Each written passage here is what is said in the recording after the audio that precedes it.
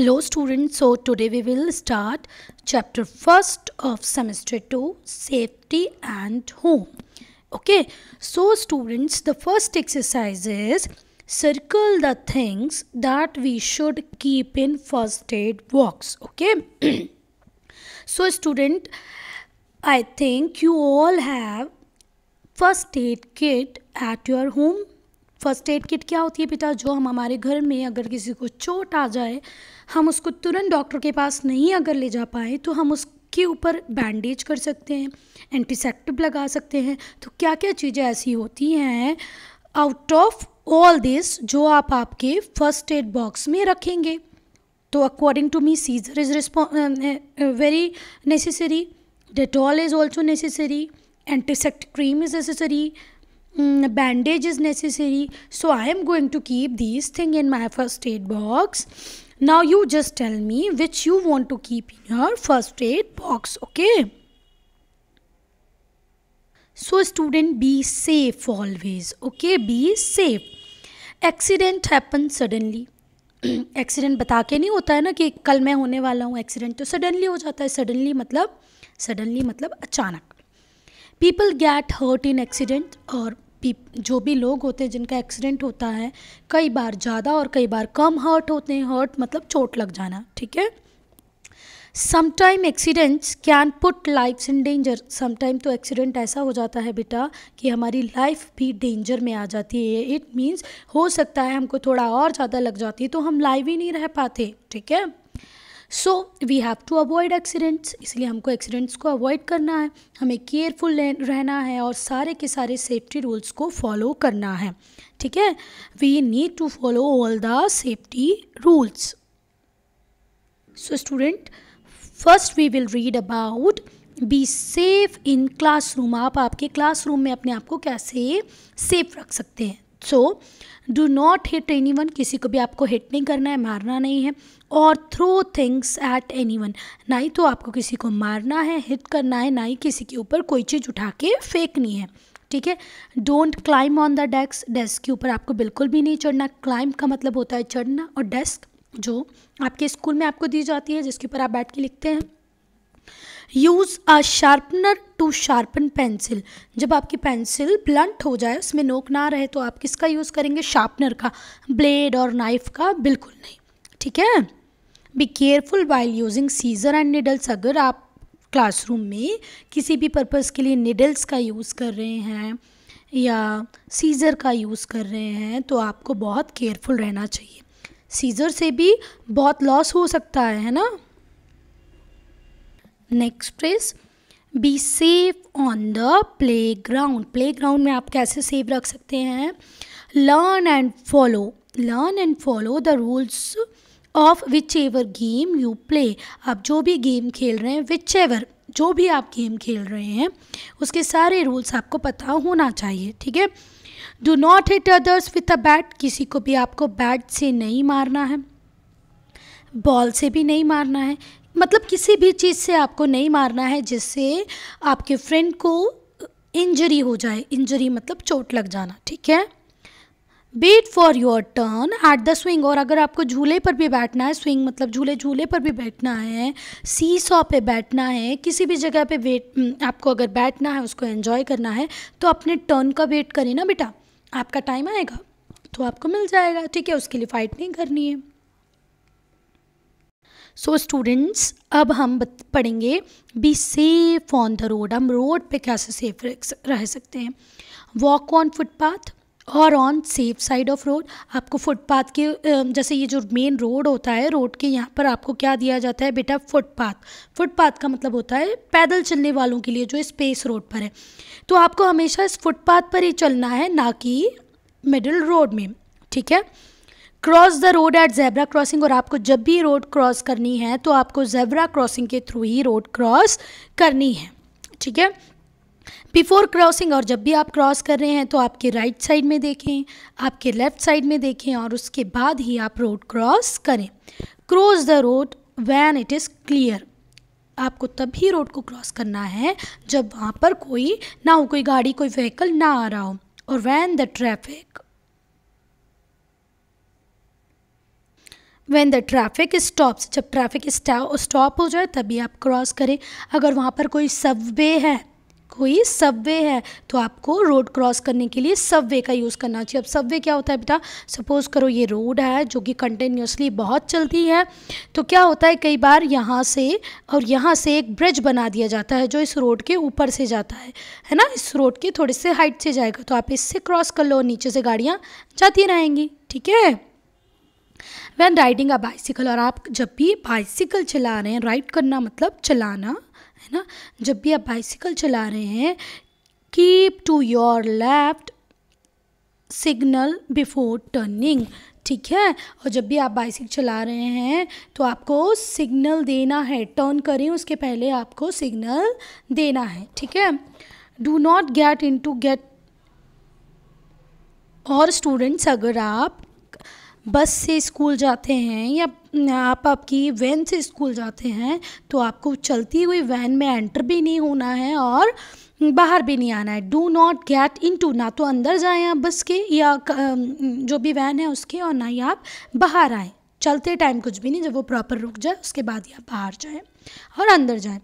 Do not put your head और arms out of the moving vehicle, आप किसी भी व्हीकल पे बैठे हों, कार में, बस में, आपकी वैन में या बाइक पर, आपको आपकी हेड को और आर्म को बाहर की साइड नहीं निकालना है जब व्हीकल मूव कर रहा हो तो, ठीक है। Next is be safe at home, आपको आपके घर में आप कैसे सेफ रख सकते हैं ना। फर्स्ट थिंग जो सारे के सारे स्टूडेंट्स करते हैं, जो आपको नहीं करना है वो ये है कि don't leave your toys, bags, shoes on the floor, आपके ना तो किसी भी टॉय को, ना आपके स्कूल बैग को, ना आपके शूज़ को आपको फ्लोर पे फैला के नहीं रखना है। यू और समवन को ट्रिप ओवर देम, आप या कोई और, आपकी मम्मी पापा दादी दादाजी उससे ट्रिप हो सकते हैं, फिसल सकते हैं, ठीक है। तो keep your toys, bag, shoes on a proper place, ठीक है। Be careful with sharp things, बच्चों को मैंने देखा है बहुत शौक होता है कि हम भी नाइफ्स का यूज़ कर लें, कैंची का यूज़ कर लें, ब्लेड का यूज़ कर लें, और कितनी बार वो अपने आप को हर्ट भी कर लेते हैं, है ना। तो be very careful about the sharp thing, knife, blade, scissor, और मैं तो ये बोलूँगी कि avoid the use of this thing. If you required the use of knife, blade and scissor, call your mother, father और your elders, okay, don't touch it. ये भी at the time of Diwali I have seen that kids are very interested in lightning the candle और matches, है ना, पर उससे भी आपको लग सकता है, इसलिए बेटा hold them away from your body, अपनी बॉडी से उसको दूर रख के ही आपको लाइट करना है, जलाना है। Fire can hurt you very badly, fire से आप बहुत बुरी तरीके से जल सकते हो, तो बी केयरफुल नियर स्टोव, आपको स्टोव के पास जाना ही नहीं है बेटा, गैस के पास जाना ही नहीं है। Do not touch hot pans, अगर कोई पैन जिसमें सब्जी या कुछ भी खाना बना है उसको गरम गरम टच नहीं करना है, और बॉइलिंग वाटर को भी आपको टच नहीं करना है, ना तो आपको उबलते हुए पानी को टच करना है, ना ही गर्म पैन को टच करना है, गैस के पास आपको नहीं जाना है, और अगर गए हैं तो बहुत केयरफुल रहें। Next, do not touch electrical gadget, electrical gadget मतलब जो वॉशिंग मशीन है, रेफ्रिजरेटर है, जितनी भी इलेक्ट्रिकल गैजेट्स हैं आपको उनको टच नहीं करना है विथ वेट हैंड्स, गीले हाथों से। कई बार हम लोग नहा के गीले हाथों से हम स्विच ऑफ कर देते हैं, it leads to electric shock, तो आपको वेट हैंड से electric gadget, what it is written बेटा, गैजेट, इलेक्ट्रिकल गैजेट, वो गैजेट, वो जितने भी सामान हैं जिनको हम यूज़ करते हैं जो इलेक्ट्रिसिटी से चलते हैं, उनको स्विच ऑन और ऑफ करते टाइम आपके हाथ गीले नहीं होने चाहिए। हो सकता है आपको इलेक्ट्रिक शॉक लग जाए, आपको झटका लग जाए, करंट लग जाए। सो स्टूडेंट्स डू रिमेंबर, आपको इन सारी चीज़ों के साथ प्ले नहीं करना है, ना ही तो नाइफ़ के साथ, ना ही सीज़र के साथ, ना ही मैच बॉक्स के साथ, ना ही प्रेस के साथ। कुछ बच्चों को बहुत शौक होता है, कभी कभी वो चाहते हैं कि अपने कपड़े खुद प्रेस कर लें और फिर कपड़ा भी जला देते हैं, और प्रेस को भी और घर में भी। और ये क्या है बेटा, फायर क्रैकर्स, इनको भी आपको खुद से यूज़ नहीं करने हैं। And students do remember that whenever you want to take any medicine, first you need to ask to your adults, अपने पेरेंट्स से, अपने घर में जो भी रिलेटिव है आपके साथ, उससे पूछ के ही आपको मेडिसिन लेनी है, खुद से नहीं खाना है, ठीक है। Do not play with plastic bag, bedsheet and pillow cases, ठीक है। प्लास्टिक बैग से, बेडशीट से, पिलो केसेस से आपको खेलना नहीं है, ओके। हम लोग वो फेंक के मार देते हैं ना, पिलोस फेंक के मार देते हैं, बेडशीट को खेलते टाइम गंदा कर देते हैं, तो ये सब काम भी आपको नहीं करना है, ठीक है। सो स्टूडेंट्स, इस चैप्टर का सबसे इम्पॉर्टेंट पार्ट है फर्स्ट एड। फर्स्ट एड क्या होती है, ध्यान से सुनिए। After an accident, the first help that an injured person gets is called first aid। जब एक्सीडेंट हो जाता है, एक्सीडेंट के बाद बेटा जो इंजर्ड पर्सन है, जिसको चोट लगी है, उसको जो फर्स्ट हेल्प मिलती है उसको क्या बोलते हैं बच्चा, फर्स्ट एड, ठीक है। अगर एक्सीडेंट हो गया, सपोज करो आपको घर में किसी चीज़ से लग गई, ठीक है, तो ऐसा तो नहीं करेंगे आपके पेरेंट्स कि आपको खून निकलता जा रहा है और आपको खून निकलते निकलते आपको हॉस्पिटल तक ले जाएंगे, ऐसे नहीं होता है ना।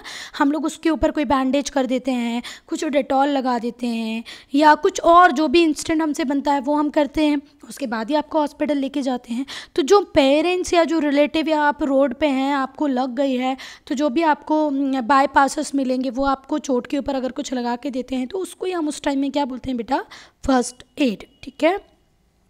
If one of your friend get hurt, you need to give first aid. अगर आपकी किसी फ्रेंड को लग जाती है तो आपको उसको क्या देनी है, फर्स्ट एड।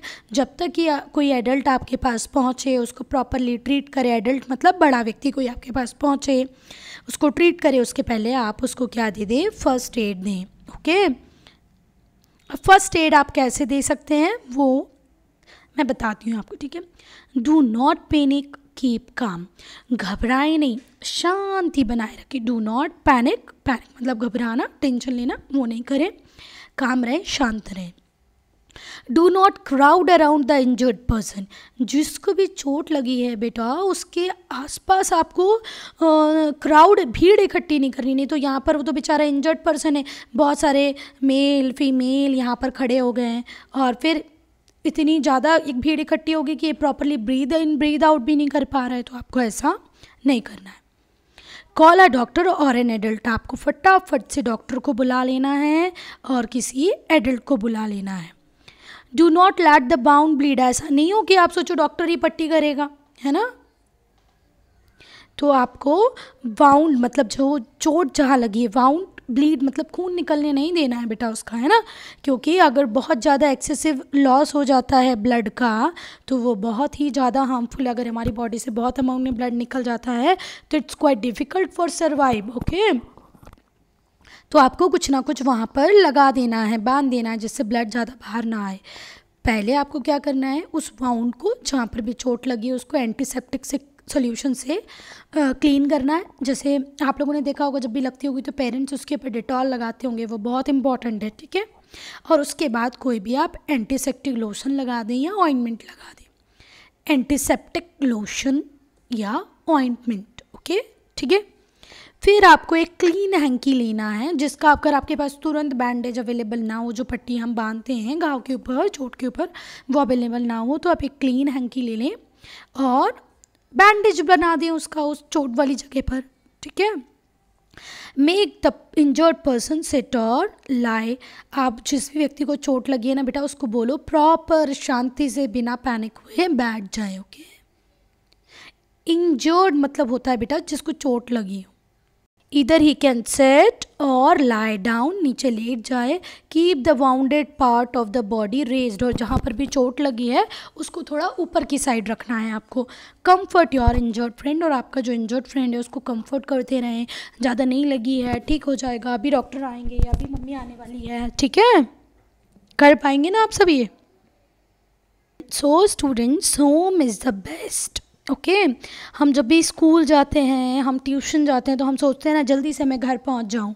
क्यों? क्योंकि घर एक ऐसी जगह है जहां हमको सबसे कंफर्टेबल लगता है, और जो हमारा हाउस है वो हमको सेफ़ रखता है। किस किस चीज़ से सेफ़ रखता है बेटा? हीट ऑफ सन, सन की गर्मी से, कोल्ड ठंडी से, रेनफॉल से और तूफ़ान से। Heat of sun, cold, rain और स्टॉर्म, स्टॉर्म मतलब तूफ़ान से भी, है ना।